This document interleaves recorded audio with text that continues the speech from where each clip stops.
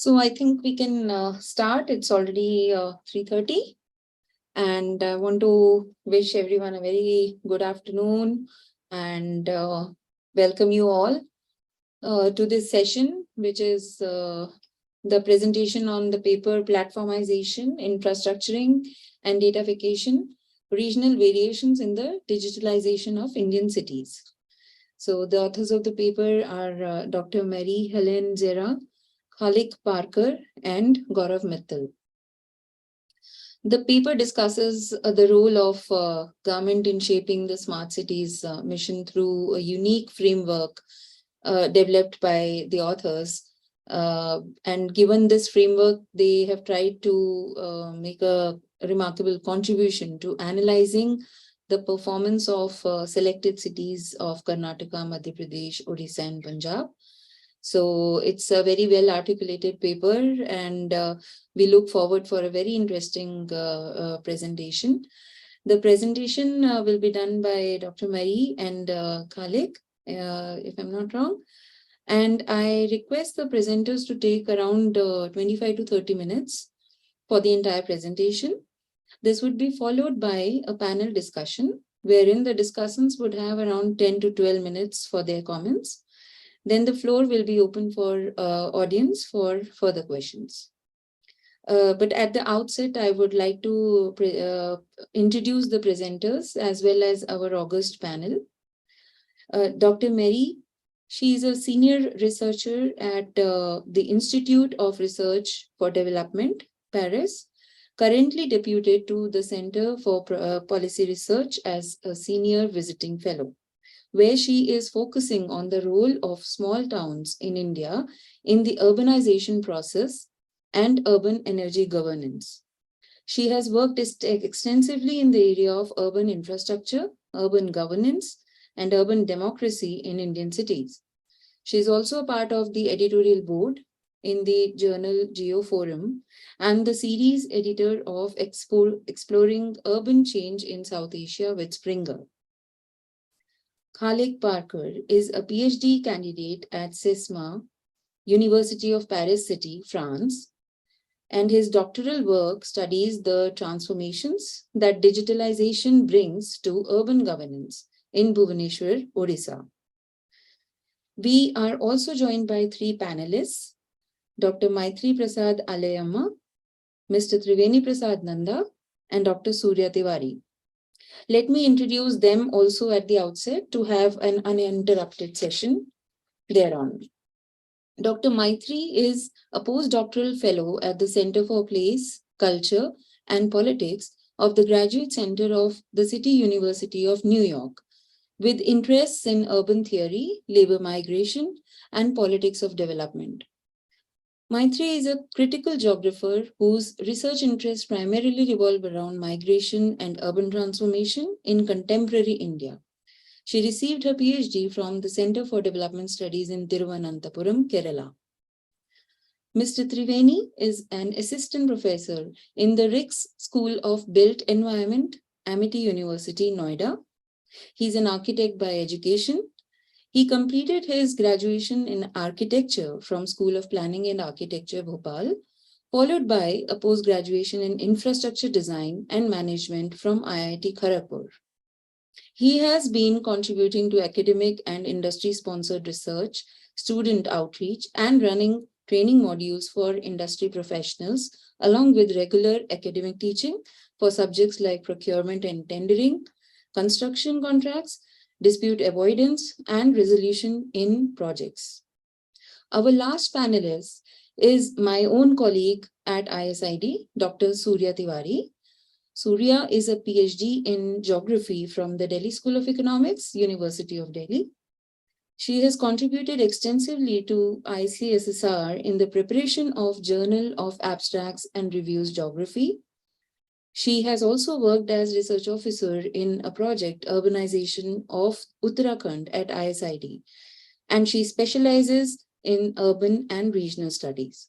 I welcome you all to the session, and without further ado, I call Dr. Mary to start her presentation, please. Thank you. Thank you very much. I just want to check if you can hear me properly. Yeah? Ma'am, we can hear you. Okay. Thank you very much. So, okay, so I will first share the presentation, and we will see if it works. Yeah. Can you see it? Yes, we can see it. Okay. Okay, so I am starting. I will try to do it in 30 minutes so that we can have space for discussion. And if I overshoot the time, you please just let me know. So I am very happy, and thanks very much for giving us time to present a paper that was written, in fact, with Khalid Barka, who's here today, but who will intervene mainly in Q&A. We've decided to have different presentation made by different presenters, so we will present the next time in another forum.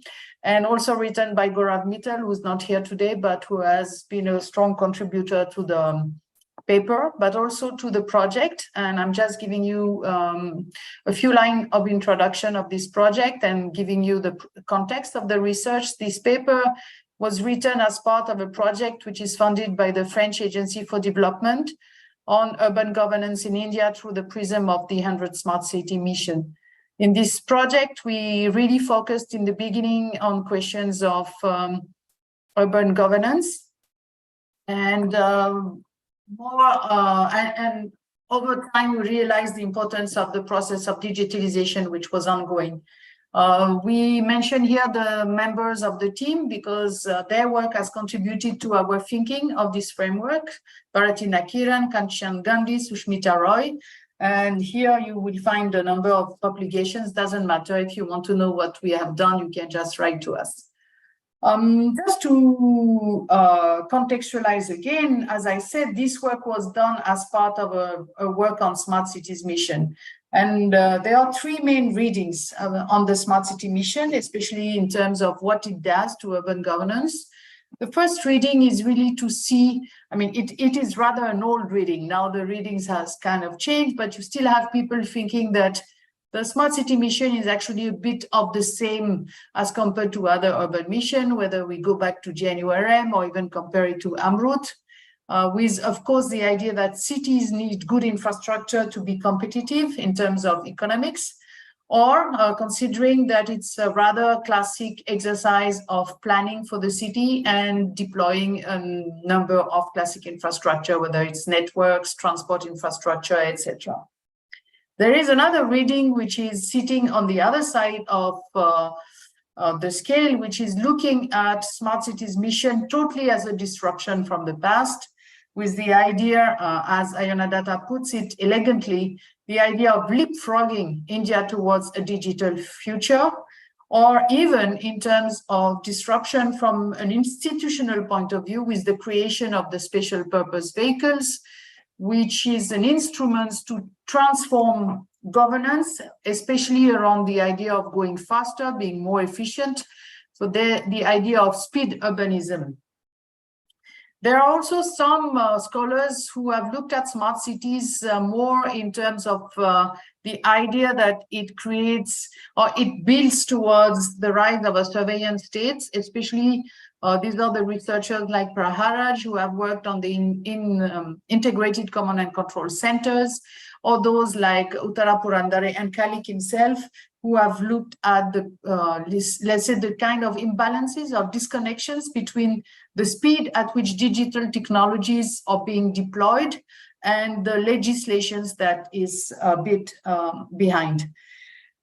In our paper and in our work, we do try to understand the Smart Cities mission somewhere in between the idea of disruption and a more historical perspective, rather located in traditional historical institutionalism like Douglas North, because we pay really attention to the historical institutional trajectories of urban reforms and e-governance reforms that were starting, let's say, almost since the beginning of the 90s.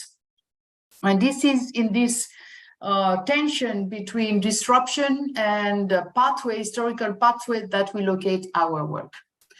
Rapidly, I just want to give you a few small numbers just to place the context before I go to the core of the paper, which is that digitalization in smart cities is difficult to measure for a set of reasons, because sometimes insertion of digital technologies can be minimal, but in large projects, for instance, smart water meter could be lost in a large water project, so you don't know whether it's digitalization or it's a classic infrastructure. And they don't seem to see so much of difference between the small and mid-sized cities, but clearly the largest city, 4 million cities, have spent more on IT and digitalization project, and these numbers have been compiled at the CPR and using the database from the Ministry of Urban Development. This is another database, not from the Ministry of Urban Development, but a database that we did construct in CPR. And again, I'm not spending too much time. This is just to give you an idea of the range of sectors in which digital technologies are now taking are now being deployed. So of course, it's very obvious in transport management with the idea of integrated transport management, but it's also in tourism. For instance, you could have kiosks, you could have portals that provide a lot of tourism information. It's very much there in disaster and emergency, where you use sensors. It's there in surveillance around cameras. So there is all the sectors of urban governance and of city life are now increasingly digitalized. I want to come now to the idea of digitalization. It is not there in the paper, and some of you maybe have read the paper before the presentation, maybe some of you have not. And to some extent, we do not define it very clearly in our paper. And this lack of definition is also the result of the fact that it is almost like one amorphous word, like we talk about governance, considering that everybody shares the same definition of governance. And there is the same kind of process around digitalization. It seems obvious that we all know what it is. Well, actually, according to the types of literature, there are many, many different reasons. And we are critical urban scholars, but we are clearly aware that around the issues of digitalization, smart cities, technologies, there is a large range of literature now coming from computer science, also media studies, which have been very interested in platforms. And so we need to understand what we want to say around digitalization. So for us, digitalization is different from the idea of digitizing, which is fully transferring analog process into digital process. It is also, let me go back. And it is also different from e-governance. E-governance is mainly focused on transforming service delivery through interfaces, and digitalization is more than that. The rationale for digitalization varies, but there is a kind of consensus around a number of objectives when we look at digitalization and urban governance. The first one is to increase efficiency and to reduce errors. So for instance, when I maybe deliver some certificate, I don't make a mistake. It's digitalized. Everybody can have access to it. There is also the idea of an increased accountability and more transparency, an improved process and work efficiency. So this also leads to the importance of digitalization, not only in relationship to the user, but also in relationship within the internal functioning of the administration and public administration. There is also the idea of interoperability and potential of automated decision-making, which relates more to the idea of the new kind of services or efficiency that we can bring in the management of a certain number of sectors.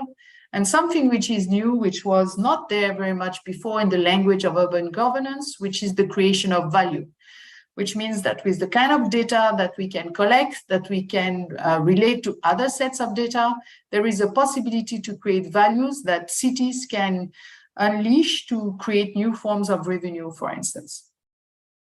This, of course, has an important impact in terms of the types of services delivered and their uses, but also in terms of practices and organizational culture.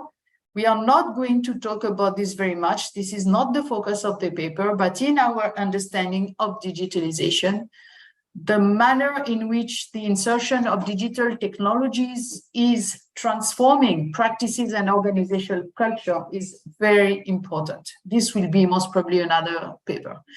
And also it reshapes to some extent the compact between state and society because of the type of new services it can produce or new forms of surveillance, and also between state and private sector. Again, we are not going to talk too much about this. There's already been a set of papers and we have written elsewhere, and others have written as well, as the role of consultancy and private sector in the process of digitalization. So what we are going to focus here is the framework that we have tried to devise for our work, which is also rooted in a kind of departure we make from other literature on smart cities mission. We believe this is an important departure. Most of the research on the smart cities mission, and therefore on the idea of digitalization of urban governance, has been rooted at the city level, because the smart cities mission by definition selected 100 smart cities, right? So whoever wanted to do research on smart cities, whether based on one study or based on comparative approach, looked at 1, 2, 3 smart cities and really tried to understand what was happening at that level.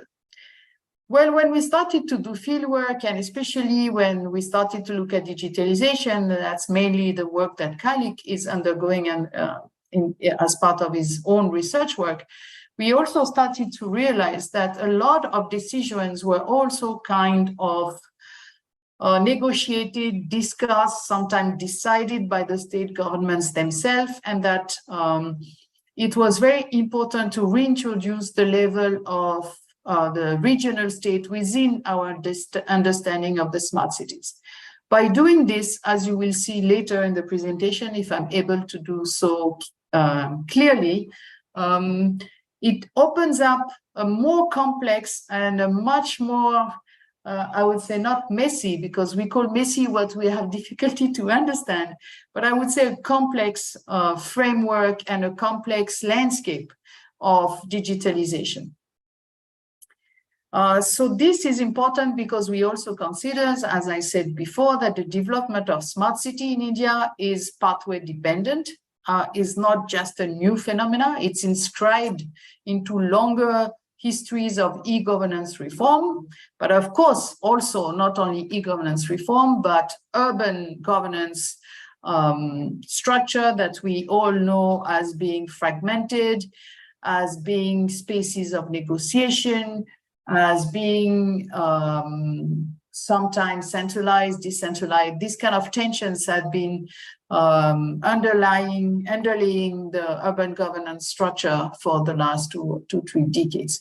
So because we decided to do that when we started working, we also started to look at cities. That was our most important entry point. And then after 1 year, or I would say maybe 1.5 years of research, we decided that no, we have to expand our work. And we decided to look at state level, which means that we did field work in cities, but also in the capital city to understand what was happening in terms of digitalization.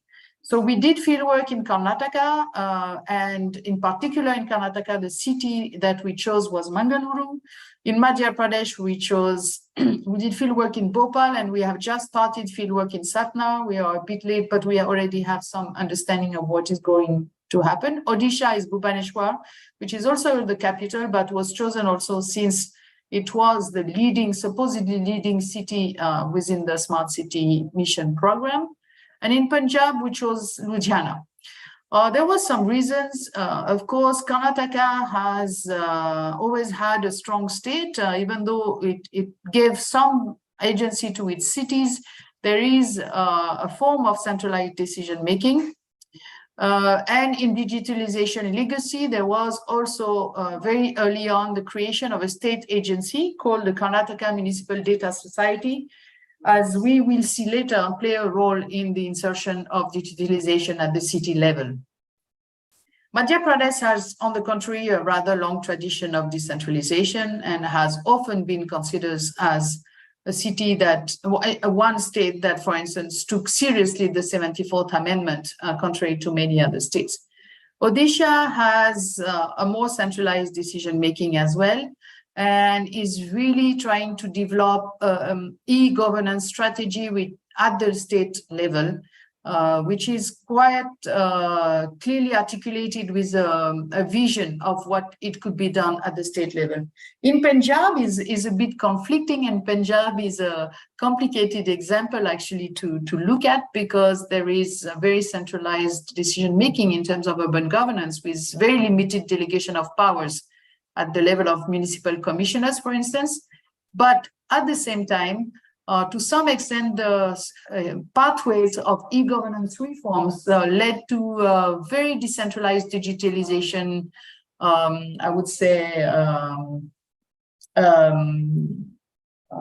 how to say, a beginning, right? Because now with SCM, with the smart city mission, there is changes, but the status when the smart city mission started to play out was actually a story of decentralized digitalization tools with centralized delegation of power. So as you see, various states, various history, and our work was to try to understand through a dual focal lens, the state and the city, what was happening in the digitalization process.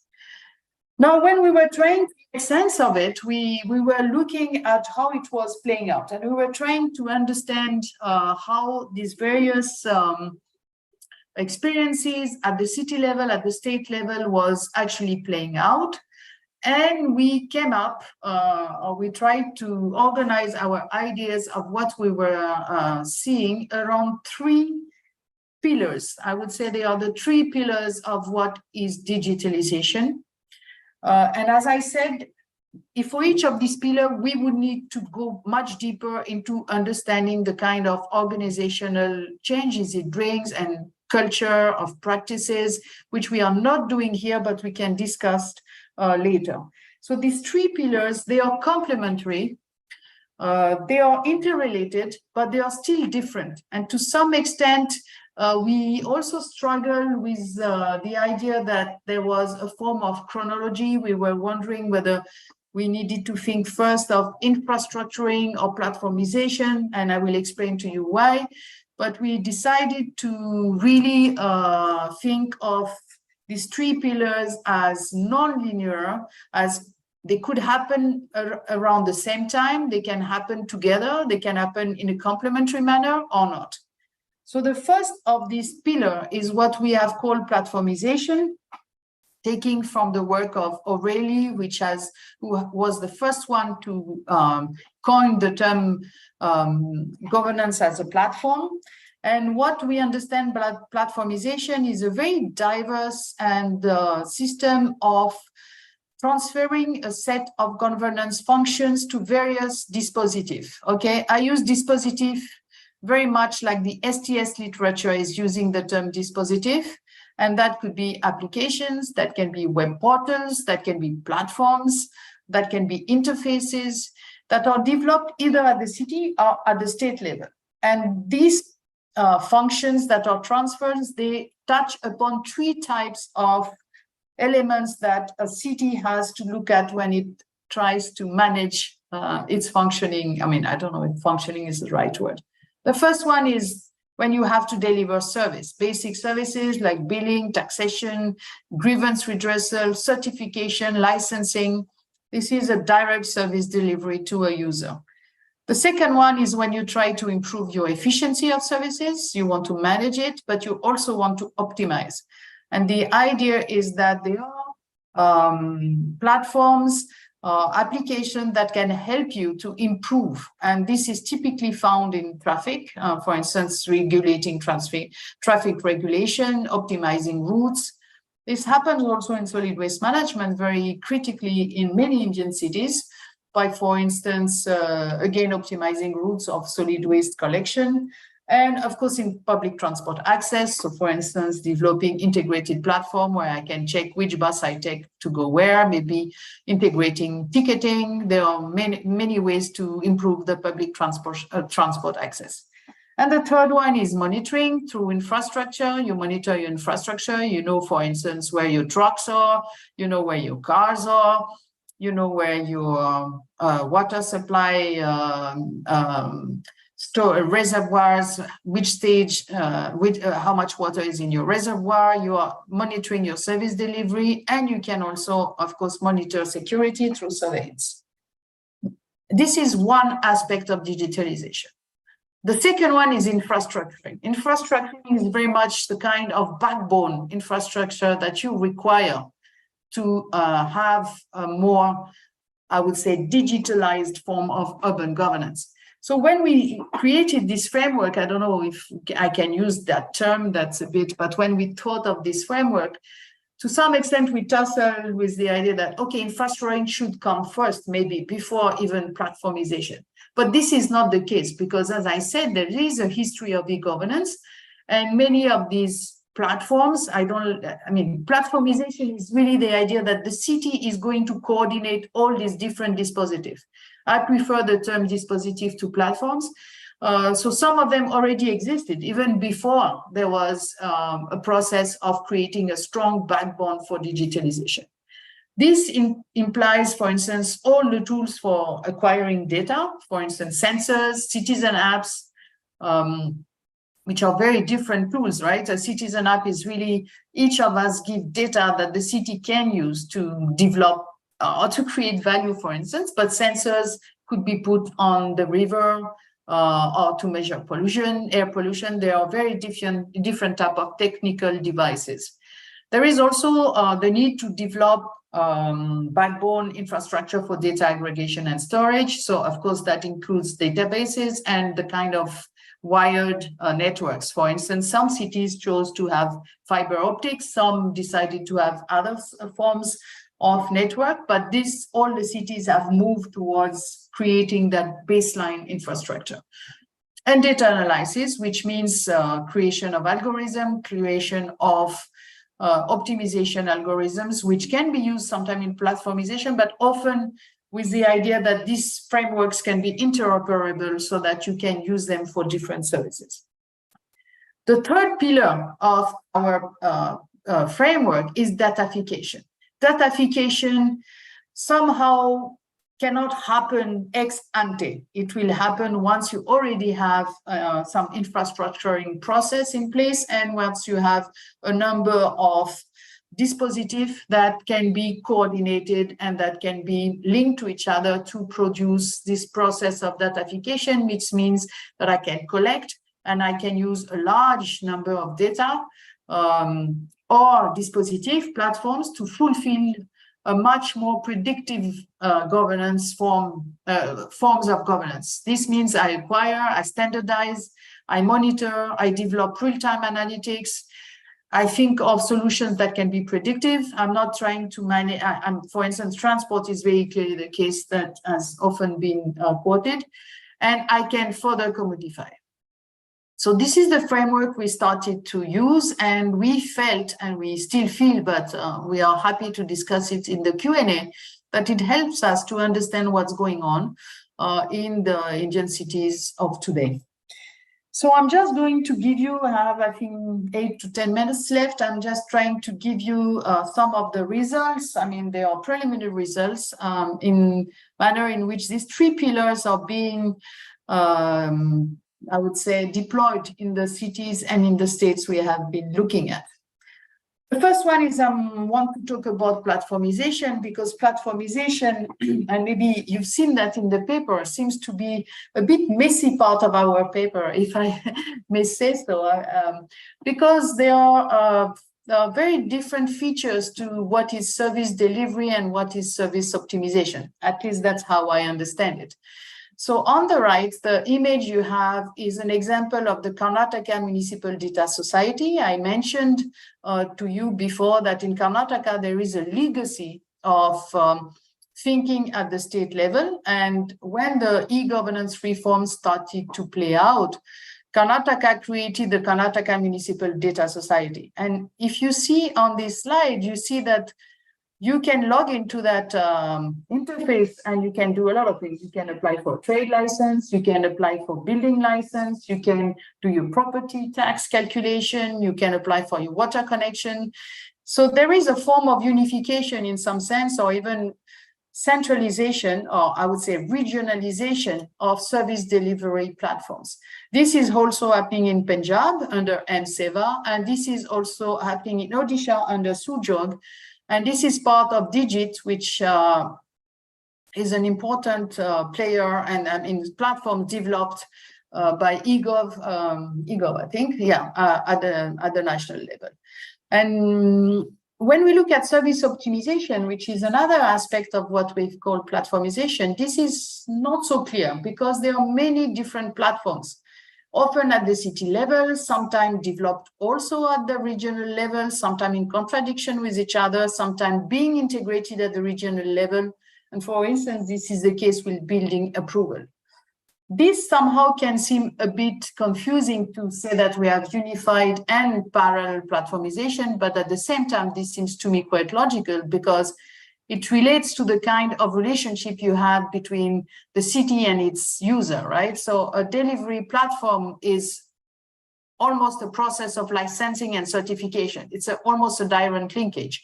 When you try to optimize service, you need to be taking care of your city, the special uniqueness of the city, for instance, its special form, its previous modes of service delivery. So often the city has more power or has been thinking of how to develop this platform before the state started to try to centralize it.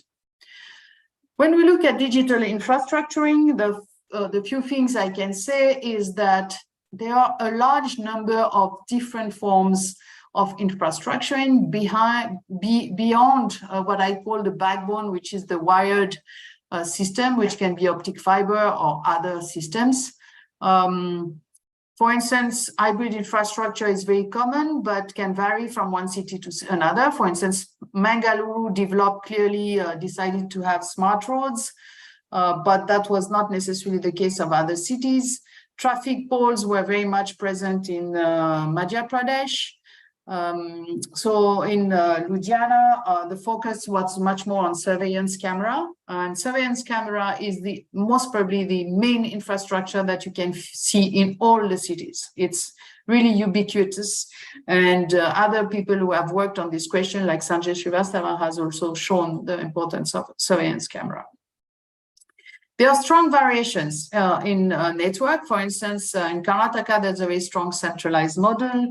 There are standardization of data. There are standardization of the kind of network that you will deploy, while it's very complicated and very different in Ludhiana, where it's a small network and it's based on a previous network that existed and much less limited as compared, for instance, to the fiber optic deployment that is happening in Bhubaneswar. If you look at the datification, which is our third pillar, right, of our framework, strong variation in data production, but as of now, what we can say is there is a similar lack of data integration at this point of time, and this is at this point of time. I mean, it's very clear that there is a laying out of a certain number of dispositive infrastructure that will have an impact in the future governance of cities, but which is as of now a bit difficult to figure out. For instance, contrary to the national guidelines, there is no notification of city data policies as yet in our field site. The level of standardization is very low, no standardization, and very little progress at this point of time in the ability to share and to utilize data. And for instance, the case of environment is very clear. There are sensors, but the ability to translate sensors on water quality, air quality into policies or even into small interventions at the city level is really not being seen.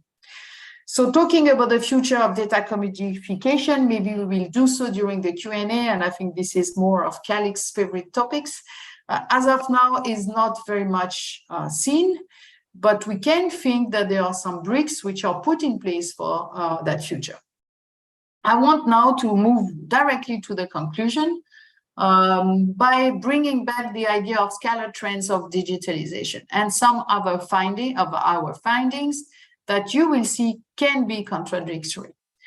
First of all, digitalization of cities, I don't like of cities. Sorry, I'm sorry for the bad English, but the digitalization that we see in Indian cities is, as of now, clearly incomplete, even though we do not necessarily know what means a complete process of digitalization, and is not clearly integrated, but it clearly variation prone.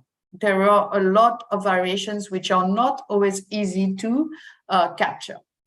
The second thing is it can appear as messy, but as I said, I don't like the term messy because messy often means that our analytical framework is insufficient to understand what is going on.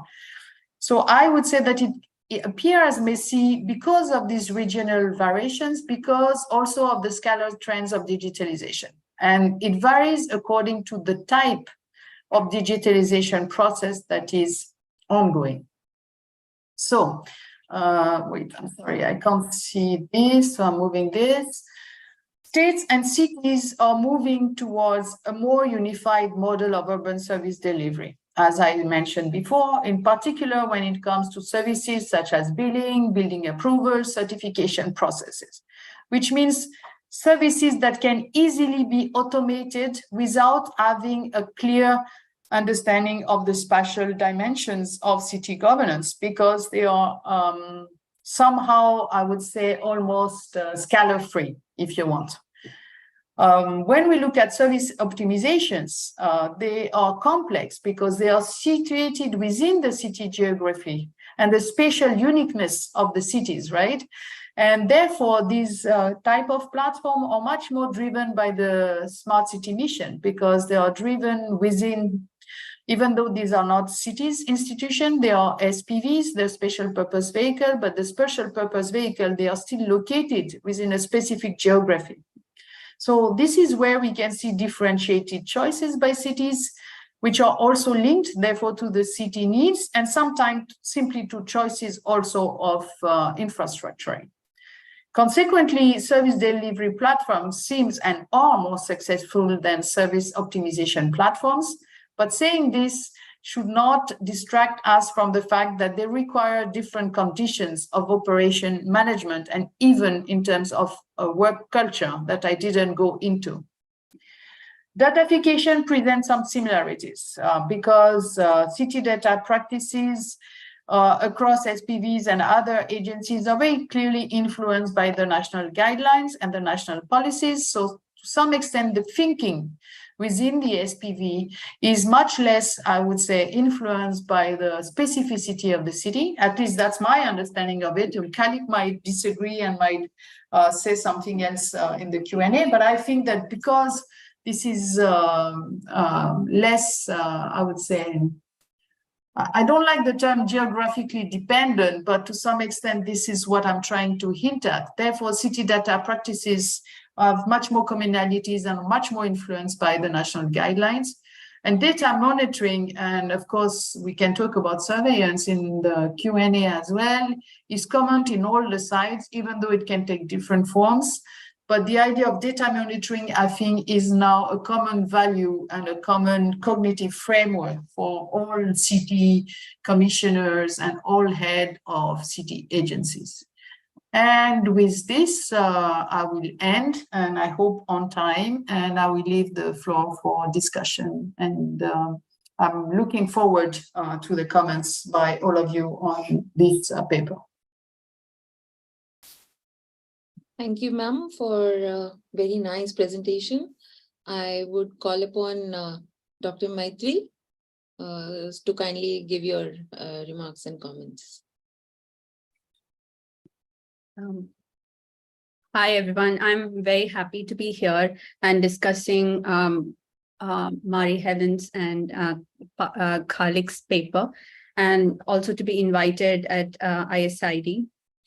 I'll keep my comments brief, and I was quite impressed with the paper. It's very insightful and interesting, and the presentation touched upon some of my questions actually. So I'm very glad,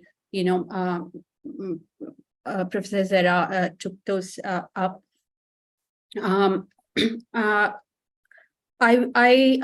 noticed that you use the analytical framework of disruption on the one hand, a certain dialectic between disruption and a certain historical trajectories and institutional continuities or path dependence, as you might prefer to say. And I was wondering, how do you locate disruption and continuity, and how do you separate these two?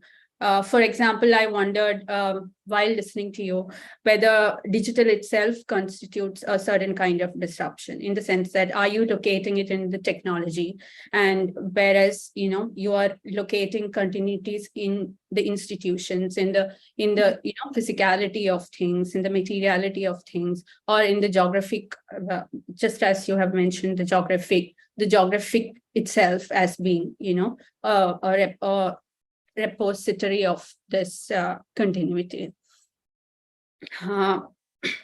And I really loved the framework where it involved both close readings of policy documents and such, and also fieldwork in these cities. So there's these multiple methods.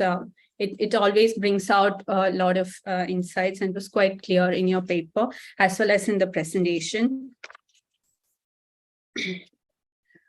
And looking at these case studies, and you're bringing together all of them to, in where you see that that Odisha, Karnataka and Odisha being kind of more centralized, and MP and Punjab being decentralized. And Marie Helen rightly said that Karnataka has an older history of digitization, and also how digitization came together with municipal activism, perhaps at different levels.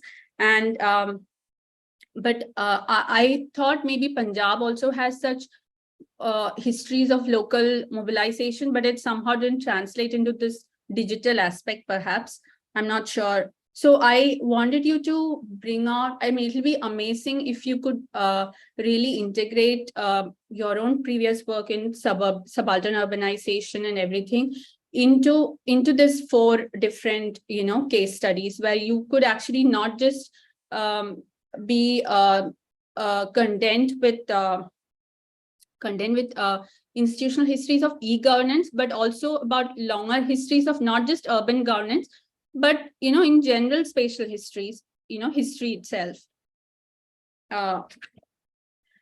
So in terms of this disruption angle, is it does digital disrupt people's relationship with the state, for example, in terms of trust or regional belonging? So many times when people talk about the Indian state, the Indian state, even if in its subnational forms or regional forms, there is a lot of trust in it. There's a lot of sense of participation in it, unlike, for example, in the US or in many other parts of the world.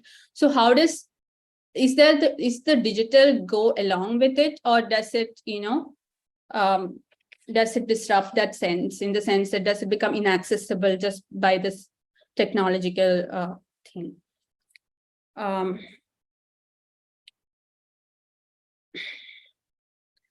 So, also looking at your previous work in subaltern urbanization, where you said that settlement agglomerations jump scale, in the sense that they need not be related to metropolises, that there could be international linkages. So, do you think that there is some relationship between these differential e-governance or digitalization outcomes of these states has something to do with kind of differences in urbanization itself? Do you trace it to differences in urbanization? For example, would you trace it to built-up area, contiguous built-up area, in each state, and that leading to certain unification or lack of it?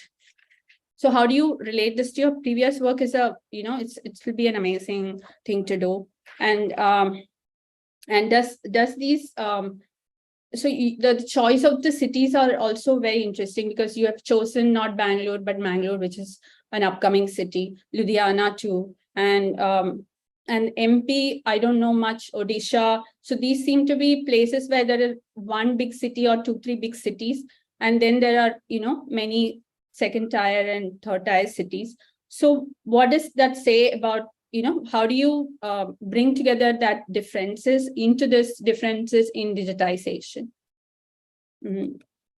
So is it also about, powerful nodes of political practices, urban municipal practices with, for example, land, labor, capital, coming together that resist such digitization?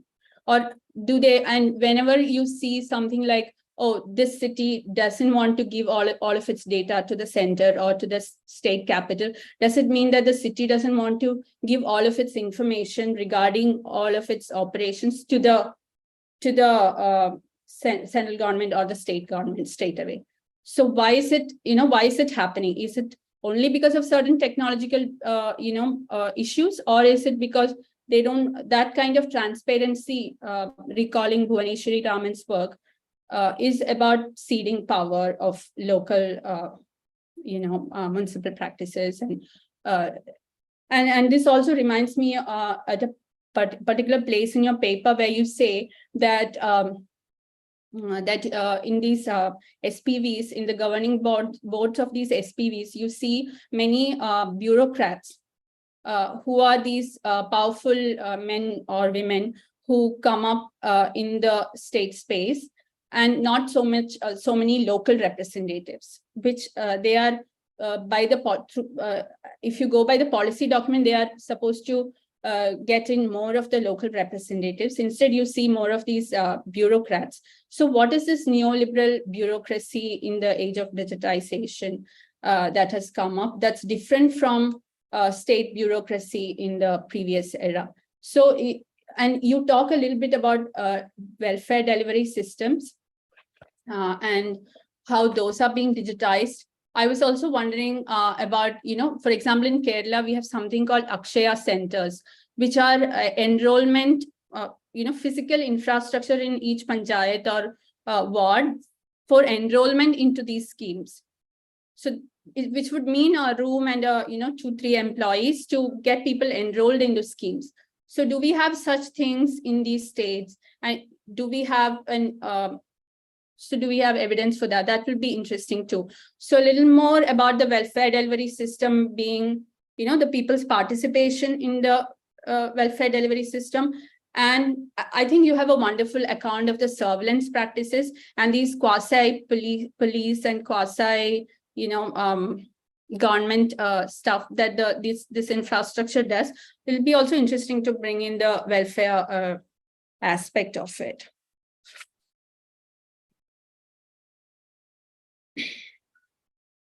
And you touched upon the value commodification, angle of all of this, and almost wondering how it will be done, whether it is actually viable.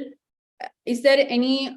I mean, although we know that data is can be commodified, that large data sets have potentials to be sold, but you also question the viability of such things, in the sense, how they are almost always incompatible and, not really translatable into different contexts. So what's your take on that, and how is it related to this state society and state capital interface that you juxtapose also, Marie-Helen, towards the end of your presentation? So I think it'll be wonderful to have a little bit more on the commodification angle, and to say things, to talk about it more confidently, because it seems like you have a lot more data, lot more to say on that, the commodification angle, because I think many people would just make these statements about commodification of data without actually getting into the fine, on the ground realities. And finally, are you also looking at, I also wanted to point out, the question of regional, the question of region itself. I mean, if you were to look at India as a nation, you can say these are regions, but at the same time, you can also, in reality, India is multiple nations. At least it was for a long period of time. So these are, as G. Aloysius would say, for example, this is a powerful state system rather than a single state, and which has many warring communities and contested territories.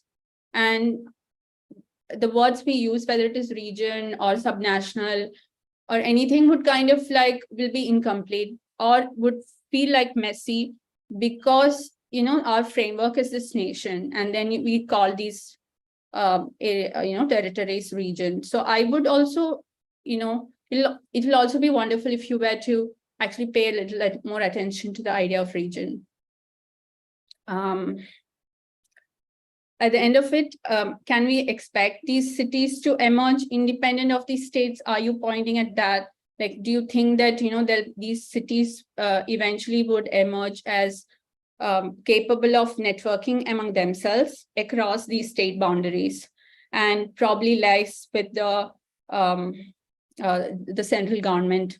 So are we looking at some kind of scalar rescaling or scalar jumping, or, all of that through these unificatory methods, which would bypass a lot of areas, but at the same time can bring these cities together? All right, I think I'll stop there. Thank you. Thank you, Maitri. I would call upon Mr. Triveni now for his comments.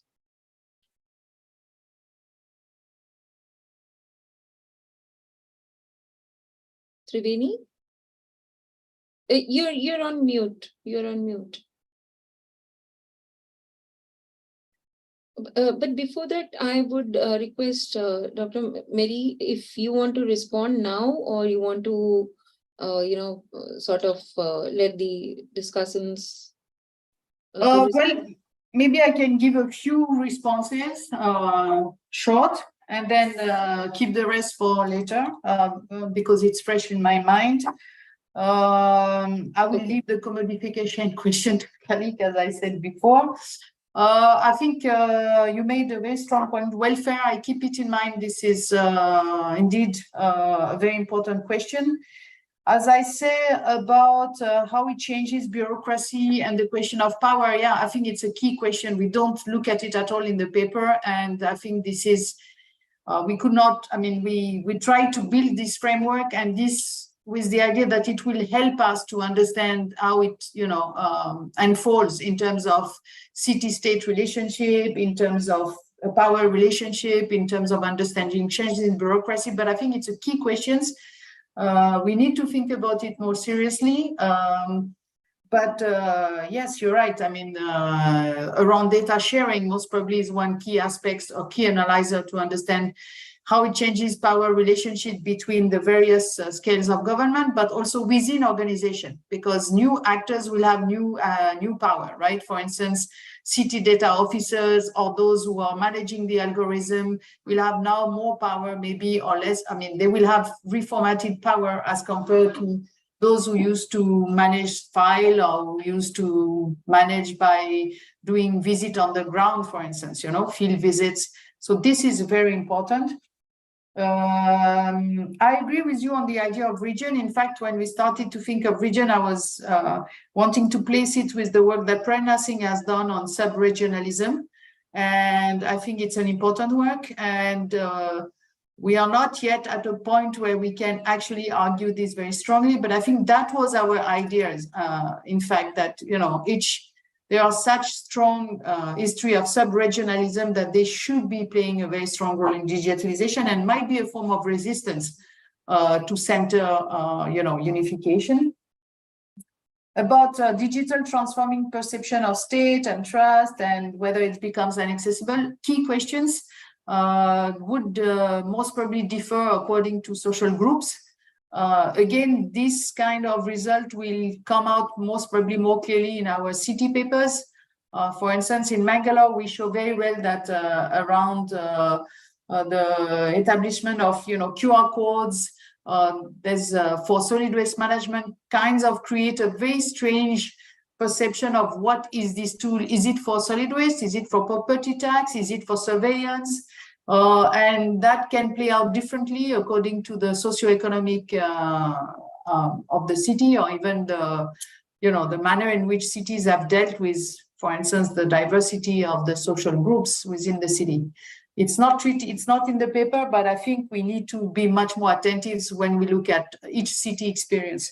I think one very important point for me that you made in terms of I didn't think about this point, but I think it's a key point you've pointed out, is whether, in fact, our framework of disruption, past dependency in our head is somehow linked on one side with technology as disruptive and institution and geography as continuous.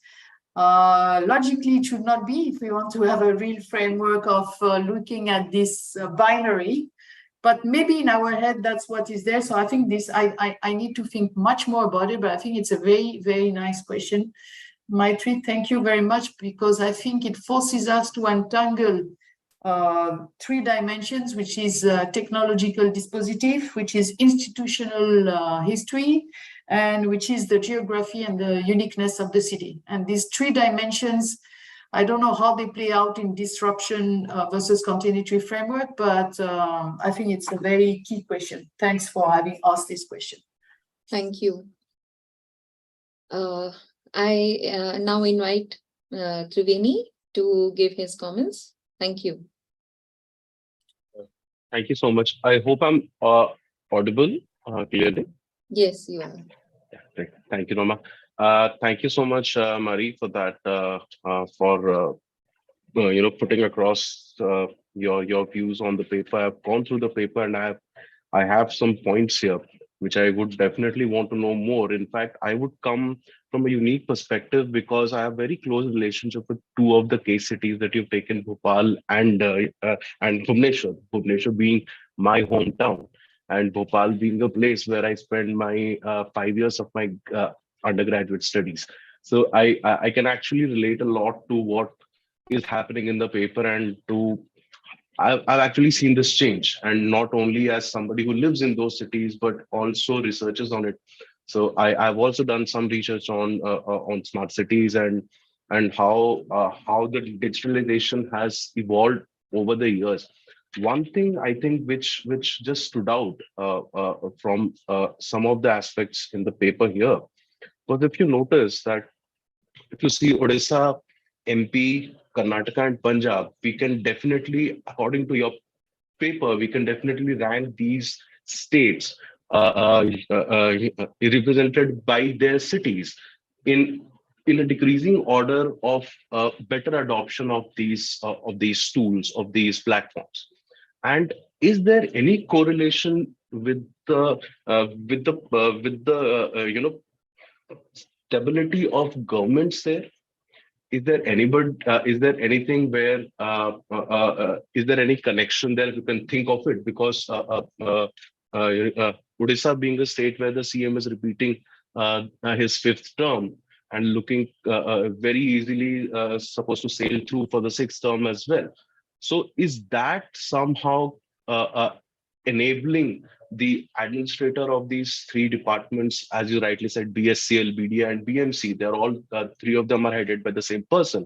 So is that kind of policy stability giving or enabling them to adopt these tools better? Is there a relation which can be found out? And on the opposite end of the spectrum, for example, Punjab, where we have seen the kind of policy paralysis which has been happening since the last many terms of governments. And in MP as well, we've seen, although MP was, as you said, rightly a pioneer in adopting the 74th Amendment and how they have decentralized the tools, right? But you've seen that they have been oscillating between governments every 5 years. So is there a connection there? I'm not sure whether it should be in the ambit of the work that you're doing here, but that is something that can be looked at. I mean, I'm sure you would have some comments there. So starting with that, plus I was quite impressed with the observation of the reality, because there is a stark difference between the tools that my hometown wants to bring out, and there's a very fancy website of Bhubaneswar.me, but the actual adoption of that, the from the Mobus to the Mobikes, which you would have seen littered around in the city everywhere, thrown around without any adoption, without them being used, and that fund rotting away, right? So there is a stark difference between the policy implementation and the intent of the policy. So, and of course, I'm quite proud of the fact that my hometown was selected not only multiple times to be the paragon of smart cities in this country, but being somebody from there, I know what the reality is. Yes, I have seen a lot of growth in the last 7, 8 years there. I'm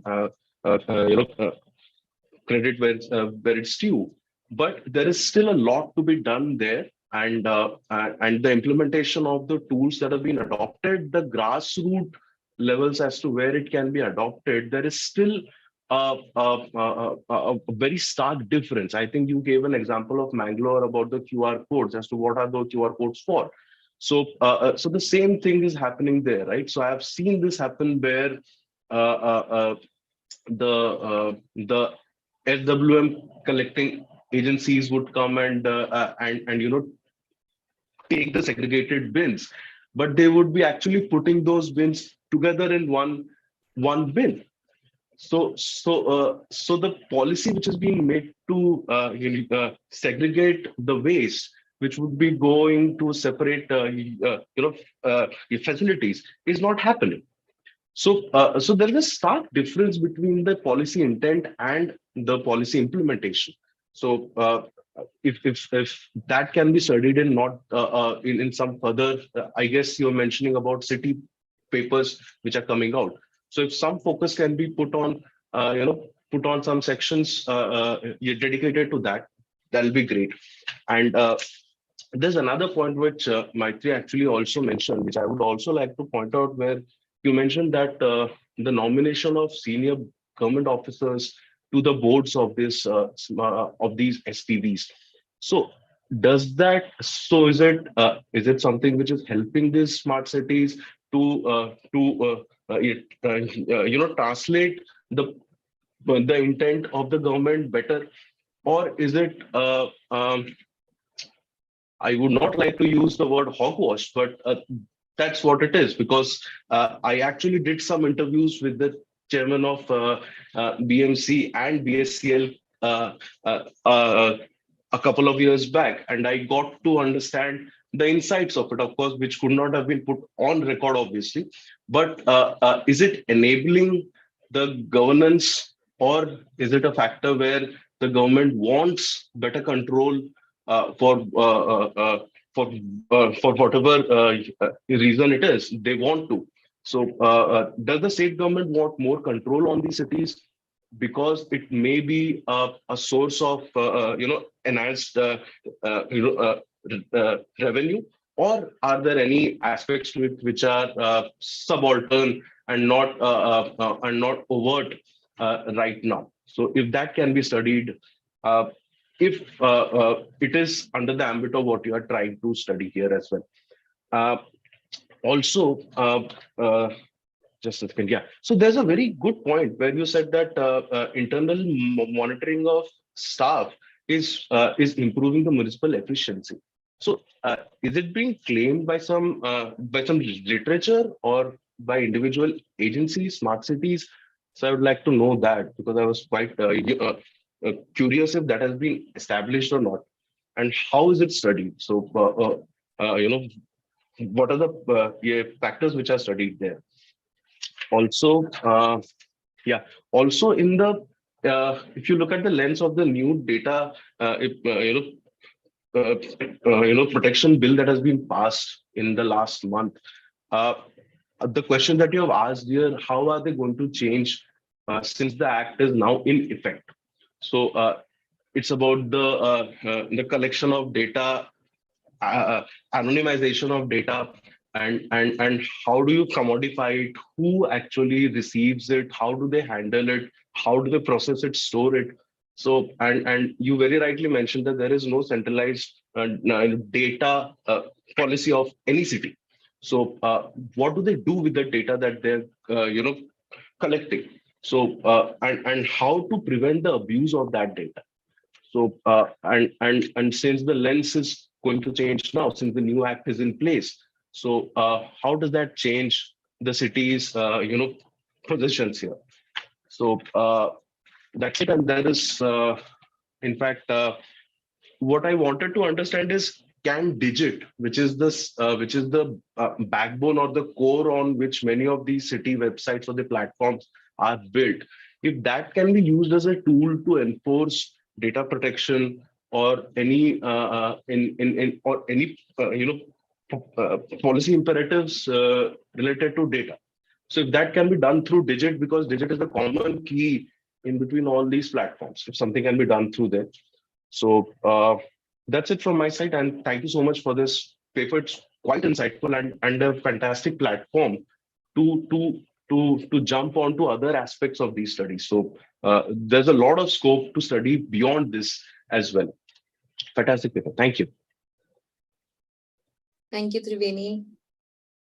I'm sure your comments and remarks have been taken very seriously and given your expertise and all. So I would like to call upon now Dr. Surya to make her comments, please. Yes, Rama. I would like to share the PPT. Okay.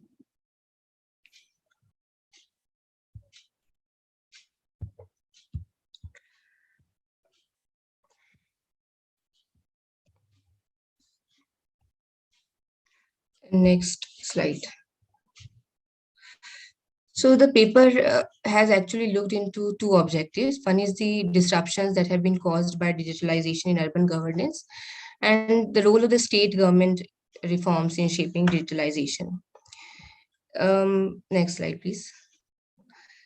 Paper has proposed this PIT framework to understand the level and progress, and then the framework has been used to assess the variation in digitalization in 4 states.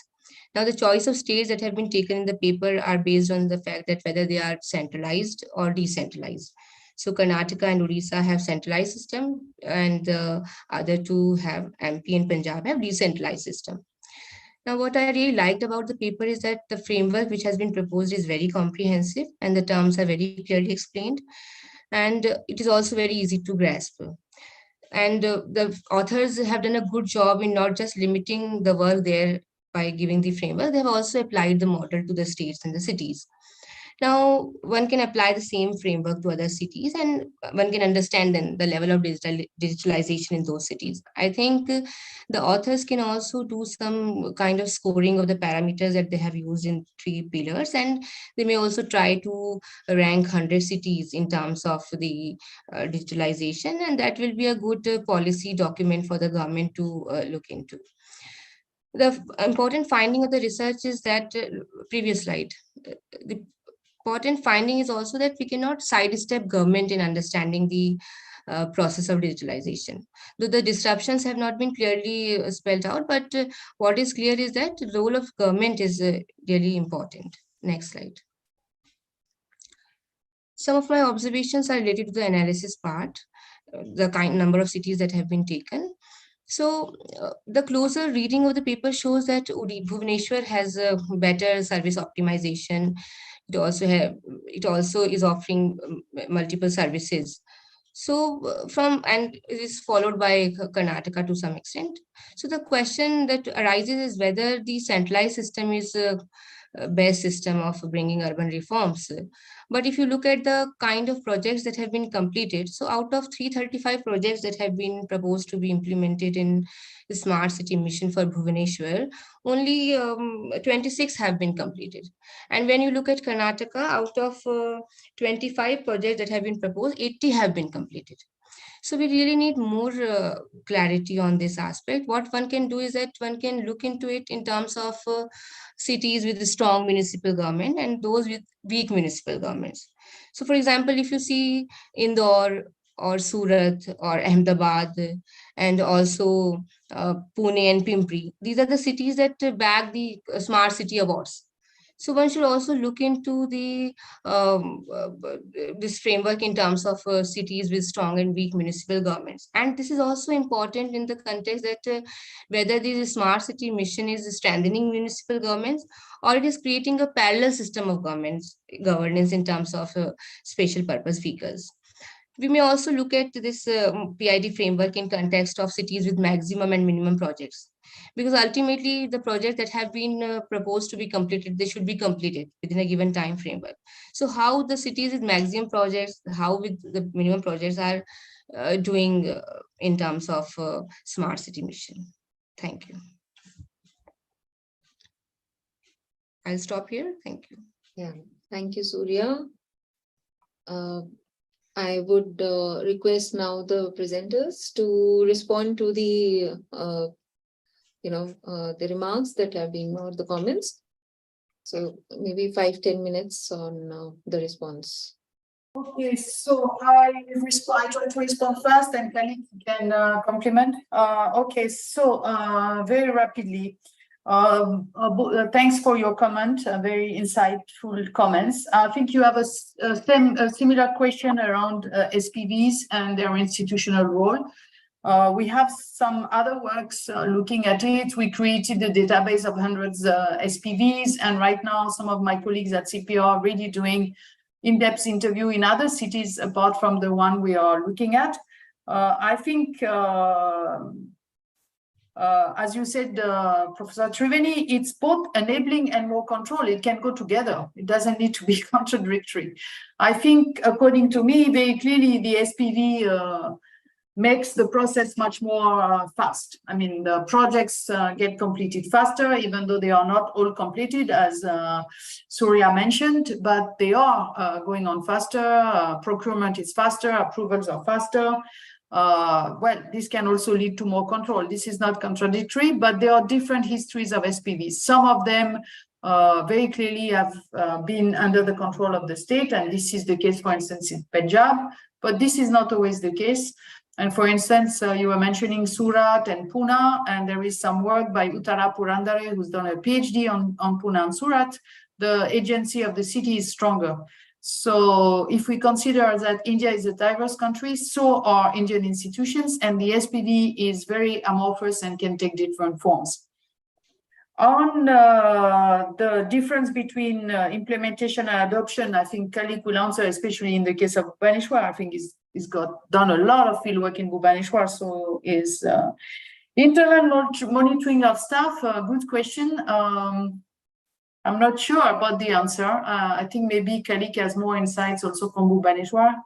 I think it can play also as a surveillance of workers. That's what we've seen in Mangaluru, and sometimes these tools give us the impression that we have control over staff, but this is not the best way to improve efficiency, especially for solid waste. I could detail this if you want. Surya, thanks very much, but I don't think we can apply this to 100 cities. For us, this framework, as Maitri clearly mentioned as well, is very much a kind of dialogical relationship between trying to think theoretically and thinking with the field. And for us, this would require to go to 100 cities, and we don't, and I don't think we even want, I mean, maybe some would, but I don't think we even want to try to make some forms of indicators and scoring around that framework to be able to rank cities. This is not our objective. We are much more concerned with processes and the manner in which it transforms urban governance rather than ranking cities. But this is my point of view. Maybe Kalik has a different one. And it's a great question on the government capacity. And I think we need to answer this question. I think in Bhubaneswar, you're right, the fact that there is a kind of centralized head as enabling further expansion of the smart cities. The political economy, we need to go deeper into it, because we've looked at the administrative parts of this political economy, but we need to look more at the political dimension per se. which we did not do, I think, sufficiently as of now. I agree with you. On data protection, Bill, thanks. It's a great question. I don't know, but I think you're right that it would be very interesting to do follow-up interviews in the cities where we're going to go on how municipalities or SPVs are actually thinking of what it would entail for them. My understanding is that there's going to be a lot of exemption of the possibility to use data and to request data. And I wonder whether cities would be part of this exemption, which means that if the central government is asking cities to give me some data, they would be exempted for some protection guidelines. And yeah, I think this is a very key question. I'm not sure I have the answer, but would be super interesting to see how it actually plays out in city data policy.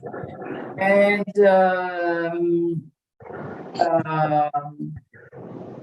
yeah, I think that's all. I think maybe Kali can further answer or have things if he wants to. Yes. Thank you for the invitation and thank you for these great questions across all three panelists.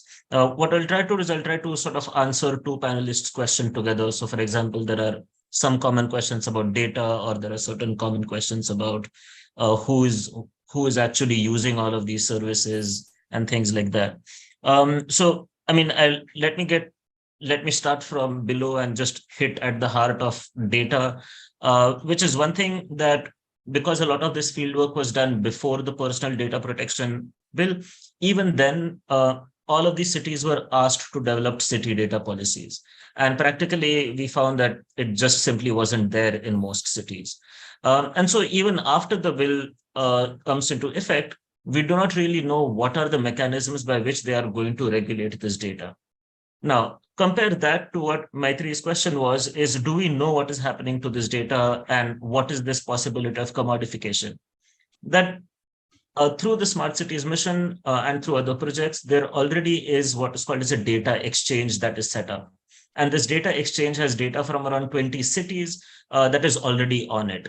There are already 5 cities that have sold their data to certain service deliveries. So I think Varanasi has sold its waste management data. Surat has sold its transport data.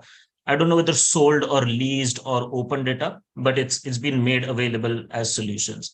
And even you and I as researchers can use this data exchange in order to get data for cities. So if you are interested in knowing what is Bhubaneswar's mobility, you can ask this data exchange and get it from them.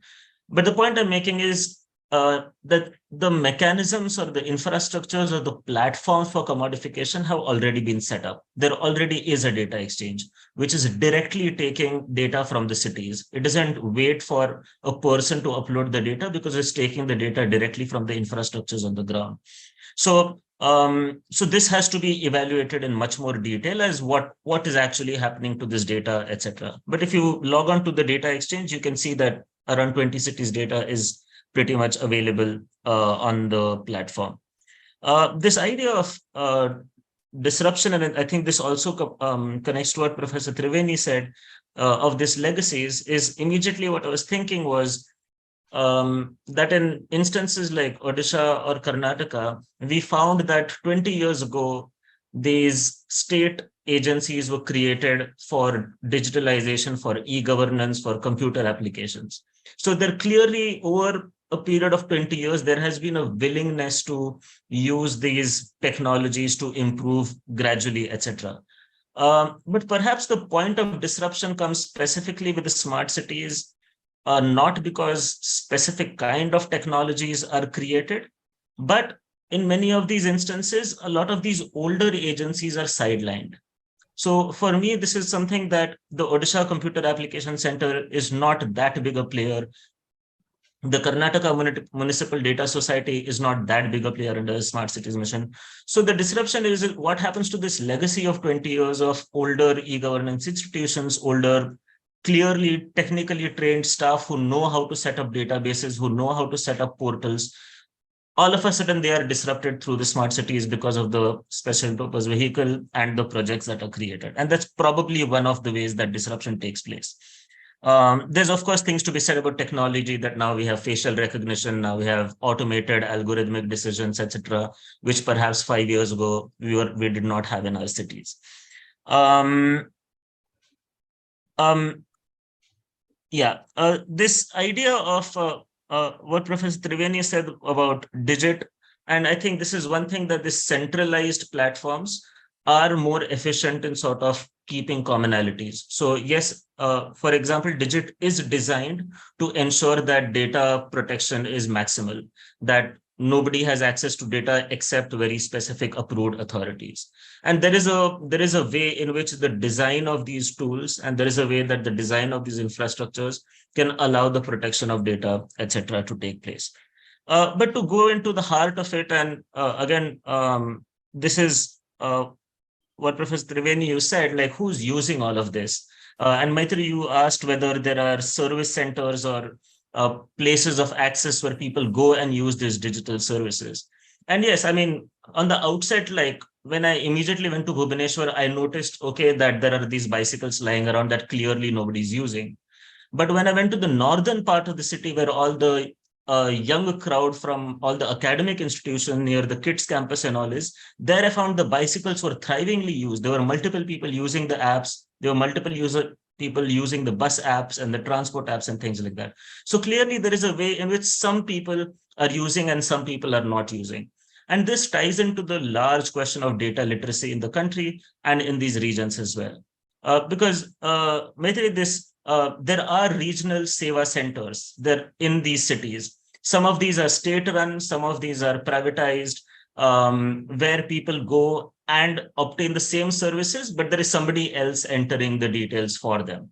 So one way or the other, whether they're directly using it on their app or whether they're using it through their service centers, there is some sort of use of these digital systems, which is sort of helping to create these large databases as well. Yeah, I think what needs to be done, and this is something about completion of projects, is over what was imagined that the SPV and the Smart Cities mission in 5 years projects would be able to be finished, but it has been drawn out. It has been given extensions. There are cities that are speedily completing, I mean, heavy infrastructural changes like roads and things like that, while there are cities whose even like basic digital things have not yet been set up. And yes, there are variations, and while we try to do this qualitatively in our work, I think there are other attempts being made trying to see who's progressing on what projects. But there are multiple institutional or legacy reasons for this as well. And what needs to be explored is what sort of makes a digital project easier to implement than not. Because there were certain projects, for instance, why is it that within 2 years, traffic and surveillance was really set up in Surat, in Bhubaneswar, in so many other places? Why was it so fast that you can set up using a lot of infrastructure, a lot of wireless networks, a lot of wired networks, a lot of databases, a lot of cameras, at least 5 types of sensors, etc. Why were these projects installed in a matter of 24 months, while other projects took much longer to install? So that's also a question of efficiency on the ground, of installing this infrastructure on the ground, on why surveillance is more important to install as the first thing in all 99 cities, etc. Overall, I mean, I'm sure there are some questions I have not answered, but I think Marilena has answered a lot as well. The point is, we don't think that we want to use this as an index to measure how cities are performing. I don't think the idea is to rank cities in performance using this index, but any social science researcher who wants to understand digitalization can use this to sort of see the layers of digitalization. And therefore, if you do want to create a ranking, even sort of following this in order to create indices along this might be an effective exercise. But for us, the point is not to rank or compare cities in sort of this who's the most digitalized or the least digitalized. Okay, thank you, Khalik. I would now request the audience, if anyone wants to ask any questions or have any things to say based on the presentation. There was one question by Mr. Manoj Belgaonkar. I think you have answered it in the chat. Yeah. So Yeah. he can, if he wants to ask any more questions, please feel free to ask.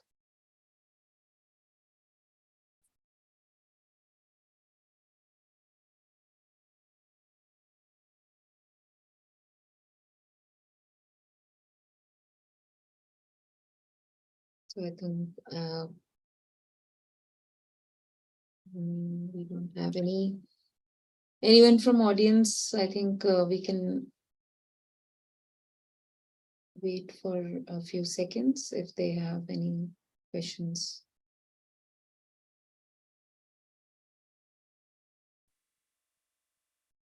Okay, if I may add something then, in that case about completed projects, this is an important question, but one should remember two things. First, in smart city missions, all the projects are not digital projects. In fact, even though it's very difficult to measure the content of digital, I think it's around 20% maximum of projects. A lot of the rest is classic infrastructure.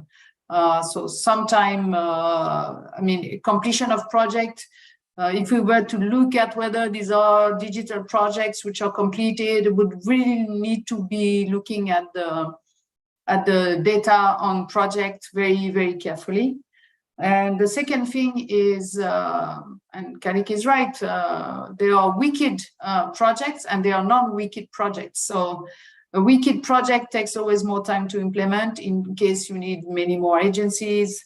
So personally, this is not really my, so I mean, completion of project is important in some sense. If we look at comparison across cities, if some cities have all the types of project not completed, and this is an important indicator for the decision makers, but for us as social scientists, then focusing on few cities is not our key entry point, even though, of course, we are trying to understand how it plays out in terms of usage as well. Oof. All right. So we have a question. If it is related to the topic, we can take it up. Khalik, if you can, respond to this very quickly. Yeah, I mean, agriculture is not my sector, but this, for example, this data exchange that I mentioned, which is set up for urban data, the same architecture and the same team that built this urban data has also created an agricultural data exchange, which multiple states have become a part of. So similar to the urban, we can see that it's sort of taking things that work into the agrarian sector as well, because this sort of centrality of data is being felt by the state, by the government at many levels. But that's to the extent at which I can answer the question. But I can add to a couple of previous things if needed, if we have time. Yeah. You want to add something to the discussion? Yeah, just I was thinking of this because across these four sides, this is something we kept coming across again and again. And I was reminded of what Professor Triveni said is about this state representatives enabling control. And this is something we occasionally in all the states that we visited in Karnataka, that the fact that there is an agency called the KMIDFC, which is KIDFC, which sort of handles all the smart city projects across all the cities, or the fact that in Odisha, there is this centralization that he was talking about that's very, very visible. And in the interviews, I think Samita's mic is on. There's a bit of, and yeah, I don't know whether we want to call it washing off, but there definitely is a sort of political will to control what is happening in the cities directly. And that's especially visible in states because it's not only political control, but in Bhubaneswar, you would also agree there is this sort of bureaucratic control that everybody was telling me that the bureaucracy runs the state, the bureaucracy runs the city. And I think that sort of control does help make some of these projects be deployed faster, changes to take place faster, maybe. All right. So thank you so much. There's another question. If it is related to the theme, you can answer because we have ran out of time. How does COVID-19 increase the level of digitalization and increase the remote communication? If you are expert enough to answer that, otherwise I think we can wrap up this session.